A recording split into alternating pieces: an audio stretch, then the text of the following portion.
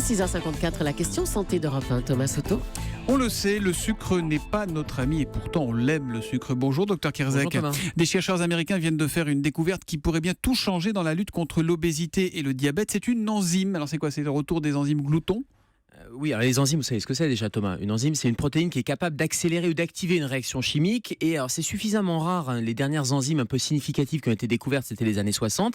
Et bien là, c'est une nouvelle découverte d'une nouvelle enzyme qui est un peu comme une enzyme glouton qui serait capable, en tout cas, et c'est cette équipe canadienne qui vient de la découvrir, d'aller empêcher l'accumulation de produits toxiques du sucre. Cette accumulation, elle est toxique pour les cellules. Et bien, cette nouvelle enzyme, cette G3PP, c'est son petit nom, est capable d'aller détourner les produits toxiques pour éviter qu'ils ne rentrent dans les cellules. Et c'est ça qui est intéressant parce que ça va protéger les cellules. Mais en quoi cette G3PP peut nous aider à lutter contre le diabète ou l'obésité? Et bien justement, quand le glucose augmente, quand le taux de sucre augmente dans l'organisme, un de ces dérivés va atteindre des taux excessifs et va être délétère, va être négatif pour les cellules. Et bien cette G3PP le dégrade, protège les cellules, y compris les cellules qui sont... comme un effaceur en fait, c'est ça Oui, en tout cas, ça va empêcher les taux de sucre en excès d'aller pénétrer à l'intérieur des cellules. Et donc du coup, notamment les cellules du pancréas, vous savez, celles qui sécrètent l'insuline, qui est l'autre hormone importante et qui va faire baisser la glycémie, eh bien c'est une nouvelle hormone qui a une visée un peu hypoglycémiante et donc c'est un effet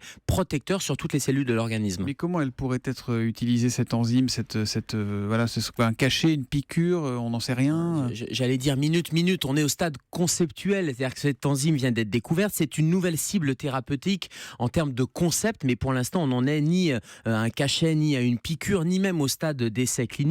Alors on peut imaginer en termes de on essaie concept. de comprendre le mécanisme en fait, c'est ça. Exactement, et les chercheurs viennent de découvrir ce mécanisme-là et ils sont en train d'imaginer des petites molécules et on imagine aisément des petites molécules qui seraient capables d'aller activer cette enzyme, voire de reproduire les effets de cette enzyme. Et là, ça pourrait être intéressant parce que artificiellement, eh bien, ça permettrait d'éliminer ces taux de sucre en excès. Gérald, on l'attaque souvent le sucre, mais pourtant on en a besoin. C'est quoi la bonne dose? Alors oui, bien sûr, on l'attaque et on en a besoin parce que c'est une source d'énergie qui est importante dans l'alimentation. Elle est incontournable. Alors il y a des sucres qui sont des sucres naturels et c'est plutôt la surconsommation de sucre ou les sucres ajoutés ou les sucres en excès qui ont un lien négatif avec des problèmes de santé. Alors les simples caries, mais ça va jusqu'aux maladies cardiovasculaires, au diabète ou au syndrome métabolique. Alors il y a de plus en plus de modes, les no sugar aux États-Unis, des gens qui disent il faut absolument plus de sucre. Moi j'aurais plutôt tendance à dire il faut plutôt ralentir le sucre et diminuer l'apport de sucre en excès. Donc il va falloir éviter les desserts, éviter de sucrer son café par exemple. Il n'y a pas de bonne dose de sucre. Il y a des recommandations nord-américaines qui sont en train de dire il y a quelques années on limitait les graisses, maintenant il faut vraiment limiter les sucres et on considère que moins de 10% des calories de la journée doivent être apportées en sucre. Donc ça veut dire tout simplement éviter de rajouter du sucre dans votre café. C'est un bon exemple par exemple le matin. Il faudra qu'on se parle un jour du bon et du mauvais sucre de ces matins, il faudra qu'on revienne sur le sujet. C'est votre friandise médicale tous les matins, le docteur Kierzek qui revient demain à 7h-5. À demain Gérald. À demain Thomas.